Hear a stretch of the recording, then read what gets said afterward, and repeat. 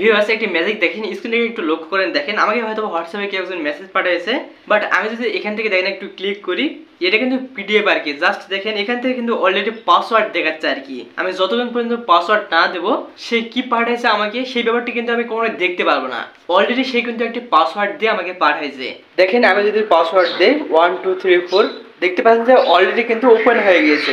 এতে করে কিন্তু একটু প্রাইভেসি থাকতেছে। সো এখন কিন্তু আপনি চাইলে সেম ভাবে যে কাউকে ফটো পিডিএফ করে পাঠাইতে পারবেন, বাট তার সাথে একটি নতুনভাবে একটা পাসওয়ার্ড যুক্ত করতে পারবেন। আপনি যতক্ষণ পর্যন্ত পাসওয়ার্ড তাকে না দিবেন ততক্ষণ পর্যন্ত সে কিন্তু আপনার পিডিএফটি ওপেন করতে পারবে না, বা আপনি কি তাকে পাঠাইছেন ফটোগুলো দেখতে পারবে না।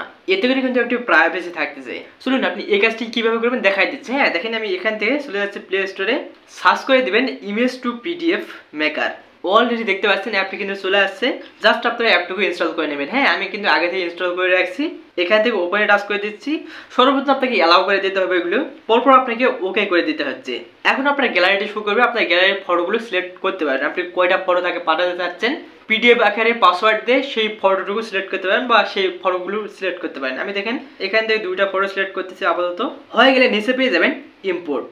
এখন আপনি সেম প্রসেসে সবার কর্নারে নিচে পেয়ে যাবেন ডান ওকে। সবার নিচে দেখতে পাবেন যে কনভার্ট টু পিডিএফ টাচ করে দিবেন। সো এখন কিন্তু দেখেন এখান থেকে কিন্তু মেইন ইন্টারফেসটি চলে আসছে। 2 নম্বর অপশনে দেখতে পাচ্ছেন পাসওয়ার্ড টাচ করে দিবেন। পাসওয়ার্ডের ধারে দেখেন রাইট সাইডে একটি ঘর দেখতে পাচ্ছেন, এই ঘরটুকুতে টাচ করে দিবেন। আপনি যে পাসওয়ার্ডটি দিতে যাচ্ছেন সেই পাসওয়ার্ডটুকু সিলেক্ট করতে পারেন। সো আমি দেখেন সংখ্যা ইউজ করতেছি 1 2 3 4।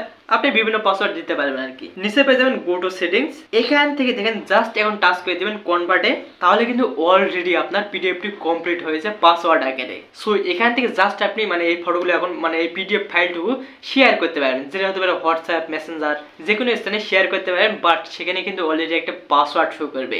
আপনি যতক্ষণ পর্যন্ত পাসওয়ার্ডটুকু তাকে না বলছেন সে কিন্তু অলরেডি আপনার পিডিএফে কখনো প্রবেশ করতে পারবে না। এতে করে আপনার প্রাইভেসি থাকছে।